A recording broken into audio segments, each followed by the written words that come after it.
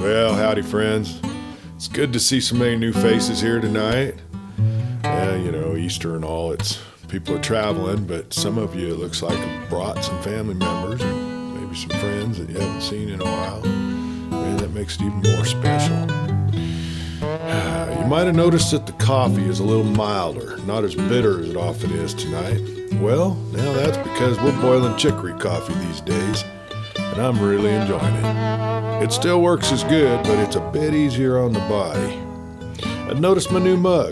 Well, it's the official Clay Steele Around the Campfire mug. What do you think of that? Pretty darn nice. And you can order one of our mugs. I'll send you a sample bag of our chicory coffee to try right along with it. Well, now the fire's really rolling now, and it's time to tell some stories. So fill up your mug, or go find a friend with a bottle and sit down next to him by the fire. That'll keep you warm. It's still a bit chilly around here. Well, I think it's time to give you an update on our friend Liz. You remember Liz? She's the forest ranger with the big friend. Well, she hadn't seen him and his new family since around Christmas. You remember there was a new baby?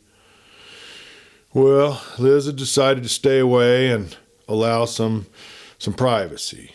There was a series of big storms that passed through that brought some deep snows with it, and roads were closed in the upper part of the park, and they had a good 5 or 6 foot of snow up there at that elevation. During the winter months, only lower essential roads are kept cleared and maintained in this park, and you know that, we've talked about it. Well, since Easter was coming, there'd been a week of nice, bright, sunny days. And so Liz, she packed up a lunch and she threw her snowshoes in the back of her Subaru and planned on checking the road conditions up beyond the gates. Now, snow was still deep, but Liz hoped she'd be able to make the 2-mile trek up the road in her snowshoes, with the intention of leaving a little Easter basket of goodies at the cave entrance. She found a wicker basket in her linen closet, and she lined it with soft, oversized bath towel. She filled the basket with fruits, nuts, and carrots. She poured some of her homemade granola into a small paper bag, and she tucked that on along with a couple of organic chocolate bars in the basket as well. It was a bit heavy. She realized she'd need a bigger pack than the usual day pack she normally carried. And digging around through her garage, she pulled out an old hard-shell frame pack. It was just the right size to fit the Easter basket in and her other essentials. And loading it into the car, she made a quick mental note to make sure she wasn't forgetting anything. Walking back into the kitchen, she took the magnetic notepad off the refrigerator and she jotted a quick note. Snowshoeing up to Grayson's Point Campground. She dated it. She pulled it off the pad. She'd leave this one on the dashboard of her car and another one on the refrigerator. If anything happened to her, someone would find the note in her vehicle or here at the house. Smart thinking, she told herself. Yeah, and I agree with her. Well, she made sure her cat had food and water and the dishes, and, well, she locked the door and got on out to her car. It was a clear, beautiful morning. Liz turned on the radio and began singing along with her favorite tunes. She was excited with the possibility of seeing that strange creature who had become her friend, and yet she still felt a little apprehensive of the danger. When encountering any wild creature, a healthy dose of caution, well, it's always a good idea. It took Liz a good 40 minutes to drive to the lower gate. The sun had warmed the road, so it was nice and clear, but a deep bank of snow still lying alongside. The snowplow had cleared a turnaround spot on the right side of the gate, and it was a perfect spot just to park your car. There were 2 other cars parked in the semicircle. Most likely they were cross-country skiers. Now, the cave where she'd last seen the Bigfoot was a good 2 miles farther up the road from the lower gate, which was kept closed and padlocked through the winter. Folks still got to enjoy cross-country skiing or snowmobiling up beyond the gate, but rarely went as far as the cave. They mostly stayed down in the meadows. Now, just off to the right, through a small group of trees, there was a large open meadow that was a favorite location for cross-country skiing. The shape of the land formed a natural bowl that filled with snow, and it received enough sunshine to create a nice crust on the snow. just perfect for cutting a nice straight line with your skis. At the far end of the meadow, there was a semi-narrow passage. Then it opened up again, revealing a secondary meadow, larger than the first, and it created a perfect figure-8 loop for the skiers. Now, Liz had skied it many times over the years. It was a good exercise, and she wondered why she hadn't been out yet this season. She made a mental note to return soon, maybe even next weekend. Bring her skis with her. Maybe she'd see if Cody or Megan or even Darius would like to join her. She thought about her interns. Cody, being from Twin Falls, Idaho, had plenty of snow experience and so she figured he was probably a skier. Darius, now he was from south of Atlanta, and Megan was from Manhattan, so there was a good chance they might never have been on cross-country skis. Now, anyone who loves the outdoors has probably been downhill skiing several times, but Nordic skiing was just not as popular for some reason. But Liz loved the quiet serenity of it, the peacefulness, the beauty.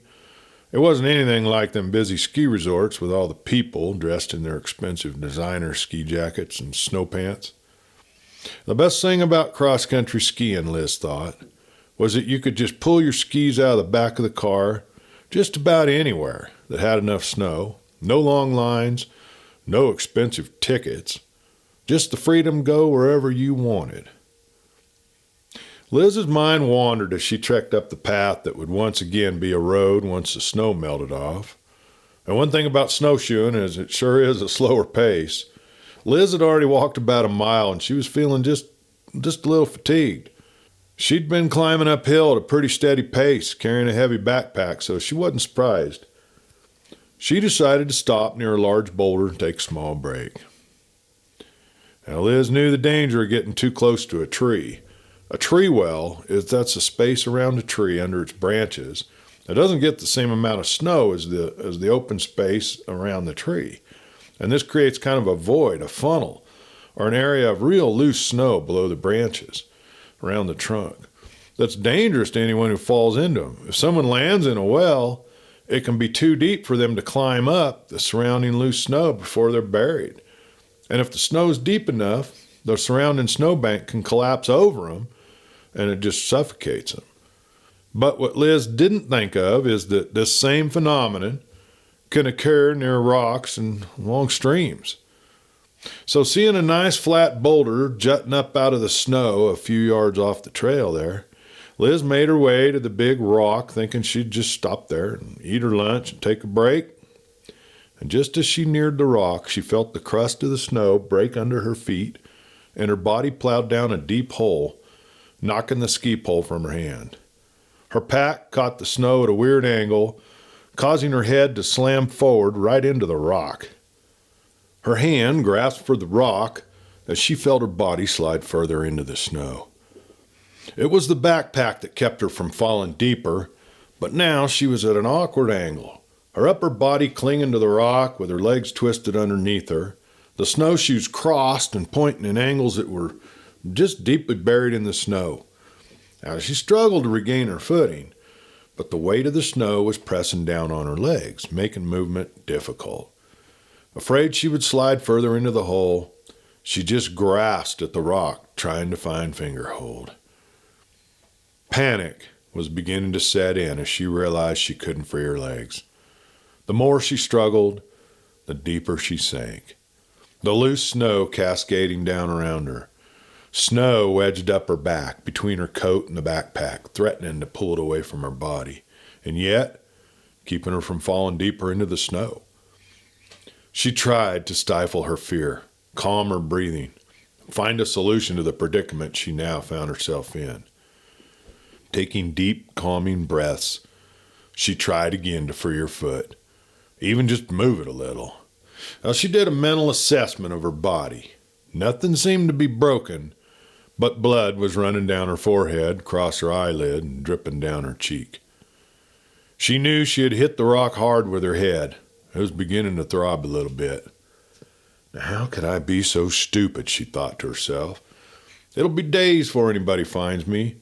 I can't believe I'm this stuck. The more she struggled, the worse the situation got.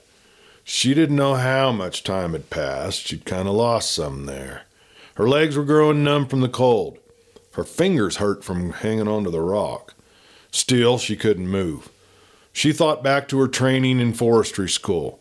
She'd been required to take a class in avalanche training, and somewhere she'd read about experiments conducted in North America where 90% of the volunteers who were temporarily placed in tree wells, they were unable to rescue themselves. They would have just died there. Well, normally the snowbank collapses over them and suffocates them. If a partner is not there for immediate rescue, the skier or the rider, if they're a snowmobiler or in this case, somebody walking on snowshoes, they may die very quickly from suffocation. In many cases, he or she can die as quickly as someone can drown in water. According to the Tree Well and Snow Immersion Suffocation website, that is. Ironic, she thought, that she should remember that now, word for word. It's been years since I took that class in avalanche safety. Obviously, I should have taken a refresher course, she thought. Now, she knew there was no use in calling for help. There'd be no one close enough to hear. She'd just be wasting energy and maybe panicking herself. She thought about her phone in the pocket of her coat, but she was afraid to let go of that rock and try to get a hold of her phone. She'd have just pitched head down. The snow had obviously drifted up against this rock, and she had no idea how deep that hole was that she was now stuck in. She leaned her head on the rock and she began to cry. It seemed that hours had passed when she thought she heard a sound in the trees a small distance away. Her throat was parched, but she managed to yell out, "Help me," in a small, weak voice. Looking towards the tree line, she thought she could see some movement. She tried calling again, louder this time, "Help!" To her amazement, she saw a giant, furry beast emerge from the darkness of the trees. Taller than a bear, larger than a man even, she thought she recognized her friend, the Bigfoot. Was she imagining all this? Hoping it was indeed the one who had rescued her from a previous fall, she knew that there was nothing that she could do but watch it as it cautiously came toward her, lumbering through the snow. She had seen her friend, the Bigfoot, several times now. She knew the stories of how dangerous and aggressive these creatures are, and how rarely they are sighted. But there was no mistaking that this one, the one that she had seen through a couple of seasons now, did not appear to be a threat to her safety. As she waited, well, what else could she do? Watching as it got nearer, she'd realized she'd never seen him this close before. His huge body sunk in the snow as he came closer to the rock. Suddenly, the thought crossed her mind that he, too, might get trapped in this snow well, or his movement might make the snow engulf her further. As he took his steps closer, he sunk again. He stopped, looking around him, and he retreated back from where he came. "Don't leave," she cried out, but he only disappeared for a moment, returning with a large, broken branch. Coming close to Liz once again, he stood back a few yards and held the branch toward her. Carefully, Liz released her grip from the rock and grabbed the tree branch, one hand first and then the other. The Bigfoot gently pulled the branch, and Liz could feel her snowshoes untangling from the twisted angles they were in, and she let herself be dragged through the snow until she was once again on the frozen crust and she could gain her footing. Liz started crying big tears of relief and gratitude. "Thank you," she cried out as the Bigfoot turned to retreat back into the woods. There, at the edge of the tree line, barely visible, in the shadows, stood another of the giant creatures, holding the young one in her arms. "Wait," she cried. The sound of her cry made the Bigfoot turn and look towards her. She slid the backpack off, reached into the bag, and pulled out the Easter basket she had made. She sat it on the snow in front of her. Tears filled her eyes. "Thank you," she said softly. She turned and she followed her tracks back toward the direction she'd come. Several yards away, she turned and looked back towards her friends. The basket was gone, and so were they. Well, that was a pretty good story and nice to have an update. I hope you enjoyed it. We'll hear more of our Ranger Liz in the months to come. And we have a Bigfoot story by one of our listeners that we'll be telling you starting this next week. It's about Thomas Robinette, the Bigfoot hunter, and it was written by Joe Flippo, one of our listeners. So listen in this week and we'll be starting the story. And be looking for those mugs I was telling you about. You've got to try this here coffee. Until then, happy Easter, everyone.